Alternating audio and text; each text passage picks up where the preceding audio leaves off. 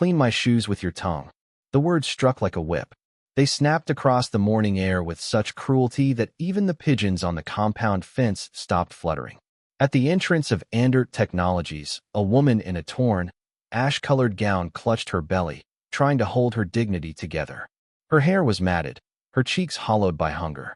She looked like someone who had walked all night and lost more than just sleep. Across from her stood Natalia. Her posture, sharp, upright, commanding. Her stiletto heels clicked with every tiny shift of her weight. Her hazer suit clung perfectly to her body, as if her pride had tailored it. Eyes narrowed, lips tight, voice smooth like oil but cold as stone. The woman had only asked, "Please, anything for food?" And now, she stood frozen, as if Natalia's words had knocked the air out of her lungs. "If you want to eat today," Natalia said, lifting her chin, "prove it. Lick my shoes." Silence followed. A painful kind. The kind that crawled into people's throats and made them swallow hard. Near the gate, two interns exchanged horrified glances. One covered her mouth with a shaky hand. A janitor paused mid-sweep, broom hovering in the air. The security guard, broad-shouldered, usually cheerful, averted his eyes like a child who had just seen something he shouldn't. Natalia didn't care. She had seen this kind of woman before. She thought she knew the type. Desperate, manipulative, using pity to wring help out of soft hearts. But Natalia's heart wasn't soft. Not anymore. The woman's lips quivered. "My name is Margaret," she said faintly. "I haven't eaten in 2 days. I just need help, not shame." Natalia's face didn't move. "Your hunger is your problem," she said. "If your father failed you and you chose laziness, don't expect me to carry your life." A breeze swept dust across the compound. Somewhere in the distance, a car door slammed shut. And then, enough.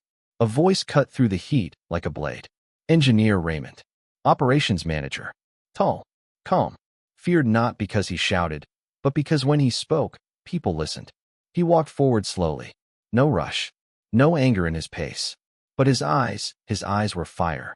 "Natalia," he said. "What did you just say?" Natalia blinked. She hadn't expected interference. Not from Raymond. "Sir, I didn't mean." "Didn't mean what?" His tone didn't rise, but it sharpened. "To humiliate a woman begging for food." "She was playing us," Natalia muttered. "People like her always pretend." Raymond's voice dropped into something harder than steel. "Do you know who she is?" The world seemed to pause again. He turned to the woman. "Tell them your name. All of it." The woman's eyes scanned the crowd, then settled on Natalia. "My name is Margaret O'Kenna," she said softly. "I am the new CEO of Andert Technologies." You could hear a pin drop. A wave of gasps passed over the staff like a current. Heads turned. Mouths opened. A phone slipped from someone's hand and clattered onto the pavement. Natalia stepped back. No, that can't be." Raymond's voice boomed. "After Chief Ina's passing, his shares transferred to his goddaughter. She's here. Today. This woman you just called lazy is your employer." Natalia's legs lost strength. She stumbled and dropped to her knees. She couldn't breathe. Her chest caved in. She felt naked, exposed, stupid, and suddenly very, very small. I didn't know," she whispered. "Please. I didn't recognize her. I wouldn't have insulted her if you knew she was powerful." Raymond snapped. "But it was fine when she was weak? That's your code?" "I didn't mean to, my mother." Natalia looked up, desperate now. Her voice cracked. "She's dying. Cancer. Every kobo I earn goes to her treatment. If I lose this job, she loses her fight." Margaret said nothing, but her eyes narrowed, studying Natalia. The crowd stood still, held by invisible threads of tension. Margaret stepped forward at last, her voice barely above a whisper. "What's your mother's name?" Natalia blinked fast. Adana Okoy." The name settled into the air like a dropped match. Margaret flinched, barely. Her hand twitched by her side. Her gaze shifted, suddenly distant. Raymond noticed. "Madam." Margaret turned to him. "Hold the dismissal letter." "Ma," he said, stunned. "Not cancel," she said quietly. "Hold. For 1 week. I'll decide after I've seen more." Natalia's lips parted in shock. But Margaret wasn't finished. She turned back, toward her Bentley. The driver opened the door. Then, another pause. She glanced back. Her voice dropped. "You said, Adana Okoy." Natalia nodded slowly. Margaret's fingers curled tighter around the edge of her gown. Then, Silently, she stepped into the car. The convoy pulled forward, but then something strange happened. At the exit line, the lead car slowed. Its brake lights blinked red. Then the whole convoy turned back. Gasps rose again as the Bentley rolled to a stop near the steps. Margaret stepped out. Her expression had changed. She looked not just curious, but haunted. She walked back toward Natalia. The gate had cleared. The crowd had scattered. "Your mother's surname," Margaret said, her voice low, trembling slightly. "Repeat it." Natalia stood frozen. "Adana Okoi. That's her name." Margaret inhaled sharply. Her eyes shimmered, not with anger, but with something deeper. Memory. Recognition. "She was my roommate," she said, almost to herself. "We shared one plate, one room, until she vanished from my life." Natalia couldn't speak.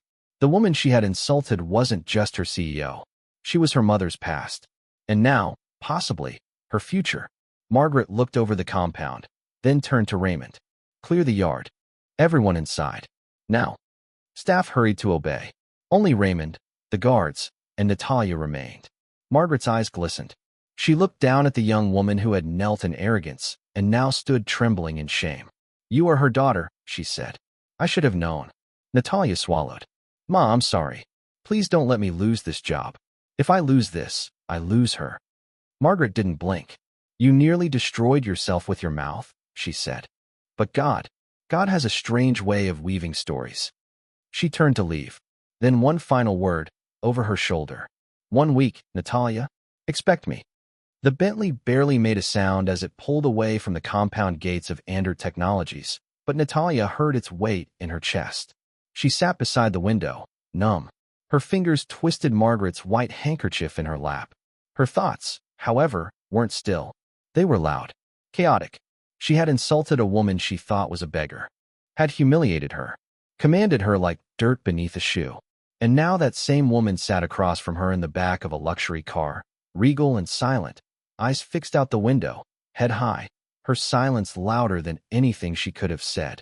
Next to them, on a makeshift bed in the Bentley's extended back row, Natalia's mother coughed softly, her thin frame shifting under the sheets.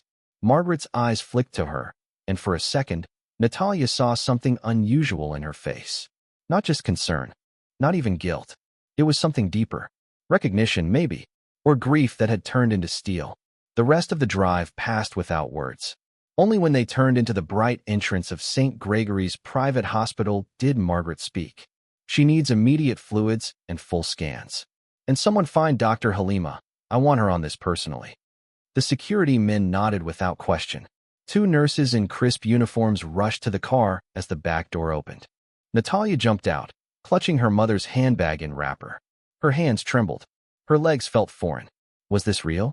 Was her mother really being wheeled into one of the top hospitals in Lagos, in a Bentley, after years of barely affording cough syrup? As the nurses wheeled Adana through the sliding doors, Margaret walked beside her, her presence pulling eyes wherever she went. Some staff blinked in surprise. Others bowed. No one dared speak. Natalia followed quietly behind, holding her breath as they passed white walls, glass partitions, digital monitors that hummed softly in the background. The smell of antiseptic made her dizzy. They reached a private room at the far end of the ward. Cream-colored walls, fresh sheets, flower arrangements already in place. The kind of room where CEOs came to heal and no one asked questions. Margaret stood at the foot of the bed as they settled Adana in. Then she turned to the nurses. "2 of you. On rotation. Round the clock. No excuses." "Yes, Ma," they said in unison. Only after the door closed behind them did Margaret exhale and sit. Natalia stood awkwardly, unsure if she was allowed to speak. But it was Adana who broke the silence, her voice hoarse but calm. "Margaret, you're the same, even after all these years." Margaret smiled faintly. "You look different." "I look like time forgot me," Adana said dryly, but then added softly. "But I remembered you." Natalia blinked. "Mama, you never told me that I once shared a hostel with a lioness?" Adana interrupted. "What was the point? I never thought I'd see her again." Margaret chuckled. "We were trouble. Broke trouble," Adana corrected. "We took turns wearing the only nice dress we had." Natalia listened, stunned. She had grown up hearing stories of her mother's hard days, of beans cooked without oil, of studying by candlelight, but never about Margaret. You were my sister, Margaret said. Not by blood, but by everything else. I should have found you. You had a company to build, Adana said gently, and I had a child to raise. Margaret turned to Natalia now, her gaze sharp. I didn't know who you were when I saw you at the gate, she said. All I saw was cruelty, arrogance. I was wrong, Natalia whispered. I judged. I was proud. And I'm not interested in apologies, Margaret said. I want to know what kind of woman you truly are. Beneath the titles. Beneath the genius. Natalia's mouth went dry. Margaret stood. The company is bigger than you. Or me. And right now it's bleeding. Natalia's eyes widened. What do you mean? Margaret walked to the window, arms folded. There's betrayal inside. People I trusted, senior staff, are planning to sell out confidential projects to a foreign competitor. They used yesterday's Beggar act to paint me as weak, emotional, unfit. She turned. They want me out. The room fell still. Natalia couldn't process it. Just yesterday, she'd thought the biggest threat to her job was her own tongue. Now she was hearing about a corporate coup. I need someone to help me, Margaret said. Someone no one suspects. Someone who already failed in public and has nothing left to lose. Natalia looked up slowly. Me? Yes. You'll be my eyes and ears. You'll listen, watch, and feed me everything. What if they find out? Natalia asked, her voice trembling. What if they? Margaret cut her off. You already stepped on the edge of ruin. This is your chance to walk away from it. Or rise. Natalia looked at her mother, who was watching her quietly. Then back at Margaret. I'll do it. Margaret nodded. Then listen carefully. She outlined the plan. Natalia would return to work, humble and silent. She would monitor 3 employees. Andrew, the branch manager, Mrs. Catherine from operations, and Felix from finance. All 3 had been whispering around the board. All 3 had ties to a tech firm in Berlin. Natalia's job was simple. Get close. Stay quiet. And report. If you pull this off, Margaret said, you won't just keep your job. You'll rebuild your name. You'll rise. The words sank into Natalia like seed into soil. For the first time in weeks, she felt direction.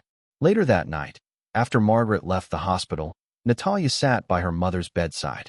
Adana reached out, her fingers frail but warm. Are you okay? She asked. Natalia hesitated. I think I'm being asked to spy on my own office. Adana smiled weakly. Just be wise. Speak less. See more. Natalia nodded. As she left the room and stepped into the garden outside, her phone buzzed. New message from Margaret. Tomorrow, you start. The board meets next Friday.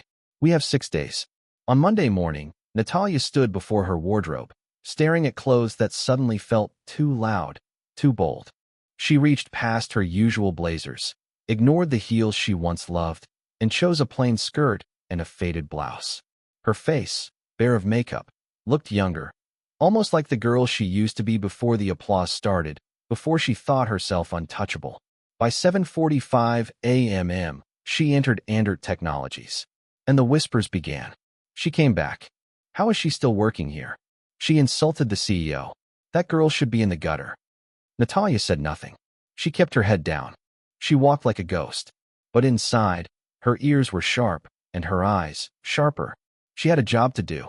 Margaret's words echoed in her mind. Speak less. See more. And so she did. At 10:15, in the cafeteria, she saw Andrew, branch manager, leaning against a pillar with Mrs. Catherine. Felix from finance joined them 5 minutes later. Their voices were low, their heads leaned too close together. Natalia walked past casually, picking up bits of conversation. The Berlin team is ready. Vote happens Friday, unless she folds first. The girl's still here. She's weak, irrelevant. Natalia's jaw clenched. They had no idea she was listening, that she was gathering. By lunchtime, she slipped into the restroom, locked a stall, and texted Margaret. Andrew, Catherine, Felix, still meeting. Mention Berlin. Friday vote confirmed. Margaret's reply came within minutes. Good. Watch them. Don't confront. Tomorrow you'll receive a device. That evening, Natalia went straight to the hospital. Her mother looked better already. The 4-bag next to her bed had new medicine, one Natalia couldn't pronounce. But she recognized the price tag. She had Googled it earlier. More than her monthly salary. I don't know what's happening, Adana whispered. but I can feel something has shifted in you. Natalia nodded. I'm trying to grow. Her mother smiled. Don't grow too hard. Stay kind. The next morning, as she arrived at her desk, a small envelope lay beside her keyboard. No name. No handwriting. Just still and waiting. Inside, a miniature voice recorder. Sleek. Black. Barely longer than her thumb. She didn't ask questions. At 2:43 p.m., she overheard Felix mention Grand View Hotel. He told Andrew, room is booked. Tomorrow night. Same time. Natalia's heart skipped. At 4:12 p.m., she texted Margaret. Grand View Hotel. Room. Tomorrow night. Margaret replied immediately. Good. You'll go there before them. Place the recorder. You have one chance. If they catch me, she typed. They won't. I'll cover you. But be wise. This is war now. Natalia felt the weight of it then. She was no longer just a pawn trying to survive. She was a spy now. A threat. A target. That night, she barely slept. By morning, her eyes were puffy. But she dressed simple again. Slipped the recorder into her bag. Ate nothing. At 7:29 a.m., a note appeared on her desk. No envelope this time. Just a piece of paper folded in half. Inside, scrawled in thick pen. We know what you're doing. Stop spying. Or else. Her blood ran cold. She looked around. Everyone acted normal. Laughing. Typing. Sipping tea. No one looked guilty.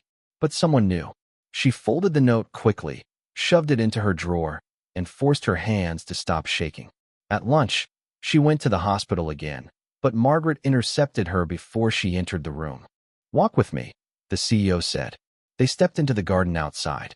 Flowers bloomed in tidy rows. A nurse waved politely. Natalia pulled the note from her pocket. They know, Ma. Margaret read it slowly, then tore it in two. Good, she said. Good. Natalia echoed, stunned. It means they're scared. They're watching you. That means we're close. But what if they? Courage is not the absence of fear. It's action despite fear. Natalia closed her eyes, swallowed hard, and nodded. Then Margaret placed the recorder in her hand. Room 402. Grand View Hotel. Tomorrow night. Go in before them. Place it under the table. Natalia stared at it. You really trust me with this? I trust what I see in you now. Not the girl from the gate. The one standing here. The next evening, the city buzzed under the weight of dusk. Streetlights flickered on. Horns blared. Somewhere, gospel music drifted from a store. Natalia stood outside Grand View Hotel in a plain black dress. She looked like any other guest, nervous, underdressed, invisible. Inside, she took the elevator to the 4th floor. Her palms were slick with sweat. The keycard Margaret had arranged, through a silent ally, worked on the first try. Click. She entered room 402. A small conference setup. Round table, for chairs, notepads, glasses. She moved quickly. Under the table, she peeled off the sticker and pressed the recorder into place. A red light blinked. On. Voices. Her heart stopped. Footsteps. They were here. She panicked. Nowhere to go. The bathroom. She slipped in, soft as wind, and closed the door. Locked it. Her breath came shallow. She pressed her ear to the wood. Laughter. The door opened. Heavy footsteps. Chairs scraped. Andrew's voice. Tonight, we settle it. Margaret will be history by Friday. Catherine. The Berlin investor has doubled the offer. Once we present numbers to the board, they'll fold. Felix. Let her keep her pity projects. That foolish girl. She's nothing. We'll take the company. Natalia's fists clenched. Her face burned. Her throat tightened. That foolish girl. She stayed hidden for nearly an hour, recording every word. Her knees ached. Her heart thudded like thunder. At last, they left. She crept out, retrieved the recorder, and slipped away like a shadow. Outside, the air hit her like freedom. She ducked into a taxi, hands trembling. Text to Margaret. Got it. The air in the boardroom was too still. Like a courtroom just before the verdict. The long mahogany table was full. Executives with expensive watches and polished shoes sat upright, pretending calm, flipping through printed agendas they wouldn't read. The chandelier above cast pale light on tense faces. No one joked. No one checked their phones. The atmosphere was thick. And then she walked in. Margaret. White lace wrapper. Silver earrings that caught the light, but not attention. Head high like always. Calm, but with something behind her eyes that warned. Today would not end well for someone. Behind her, unexpectedly, came Natalia. Heads turned. A ripple of whispers passed along the edges of the room. She wasn't supposed to be here. Just a junior engineer last month. A scandal last week. And now she walked with the CEO? Andrew, seated confidently near the head, gave a tight smile. Catherine arched an eyebrow. Felix's fingers tapped the table softly. Margaret said nothing as she sat. She placed a small black device in the center of the table. Pressed play. The room filled with Andrew's voice. By next week, Margaret will be history. Gasps. Then Catherine. The investor agreed to double the offer. And Felix, let her keep her hospital visits. We'll take the company. When it ended, you could hear a chair creak at the far end. Margaret looked up slowly. Her voice was like a scalpel. These are your colleagues, she said. Your leaders. Andrew shifted. This is illegal. You can't. Security, Margaret said without raising her voice. The doors opened. 2 men in black stepped forward. Felix stood. Wait, out. Catherine muttered something, but her voice was gone. She looked less like a director and more like a ghost. Within seconds, they were gone. The room didn't relax. If anything, it held its breath harder. Margaret faced the remaining board members. They wanted to sell the company to a foreign tech firm. For personal gain. Using my temporary absence as proof of emotional instability. Murmurs. Shock. Shame. A voice near the far side asked. But how did you find out? She turned toward Natalia. Everyone's eyes followed. This young woman, Margaret said, risked everything to bring the truth. The same one many of you dismissed. The same one I nearly dismissed myself. Natalia stood slowly. Her palms were cold. Her spine felt made of stone. Margaret continued. From today, she's my special assistant. She will report directly to me. She will attend executive briefings. And if anyone has a problem with that, she let the silence stretch. You may leave now. No one moved. No one dared. The meeting ended 15 minutes later. Outside the boardroom, the news moved faster than the stock price ever had. Natalia? The one who insulted Madam? She exposed Andrew? Wait, she's the CEO's assistant now? By lunch, her phone was full of messages. From Ifioma. In turn, I always believed in you. Please don't forget me, loudly crying face. From an anonymous number. Your enemies are watching too. Be careful. Natalia read, then deleted them all. She had no energy for praise or poison. Instead, she returned to her desk, sat in silence, and typed a report.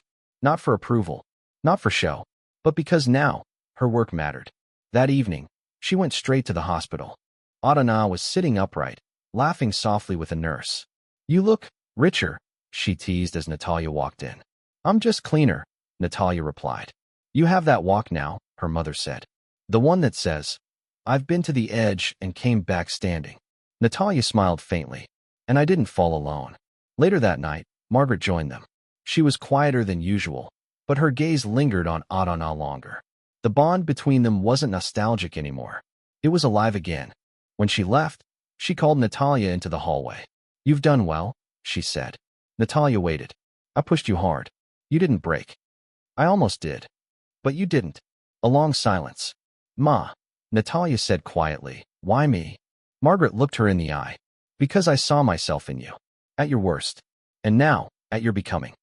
They parted without more words. 2 weeks later, Jerry returned from the UK. He didn't walk into the office with security or speeches. Just a smile. A handshake for the receptionist.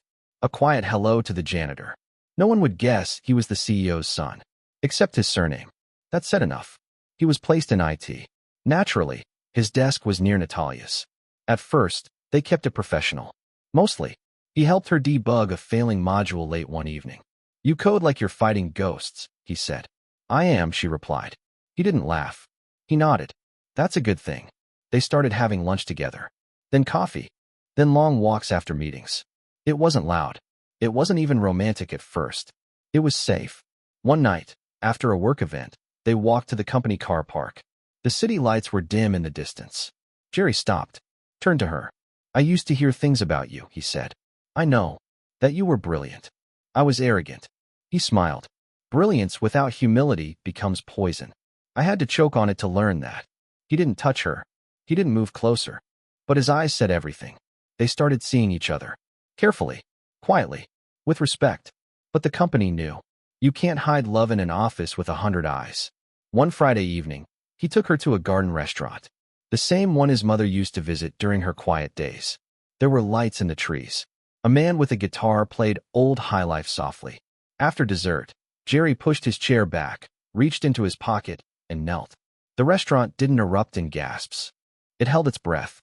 "Natalia," he said, "you changed. You grew. You stood when others expected you to fall. Will you build a life with me?" She didn't answer with words. She said yes with tears, with both hands covering her face. When she finally spoke, her voice broke. Yes. 1,000 times, yes. 3 months later, Lagos came alive for a wedding no one could have predicted. The once shamed engineer now stood in the grandest cathedral, between two women who had carried her through fire. On her right, Adana, healed, radiant. On her left, Margaret, proud, unshaken. They walked her down the aisle together. When the pastor asked, "Who gives this woman away?" they said it together, "We do." The wedding had faded, but the story didn't. Weeks turned into months. Natalia and Jerry moved into a modest but elegant duplex gifted by Margaret. It wasn't grand, not like the mansions Margaret herself lived in, but it was theirs. Quiet, private, the kind of place where laughter bounced off walls and silence didn't feel like emptiness. Natalia had expected that marriage would be the reward, that peace would come with the ring. But peace didn't come. Not when her hands shook after another negative test. Not when she stared at herself in the bathroom mirror, whispering, "What's wrong with me?" Not when relatives started asking questions with polite smiles and sharpened tongues. The first year passed. No pregnancy. The second. Still nothing.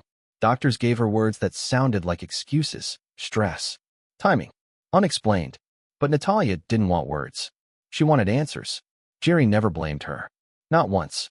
When she cried herself to sleep, he pulled her close and whispered, "We're enough."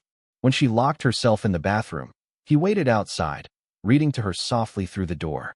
But love, no matter how tender, could not silence the voice in her own head.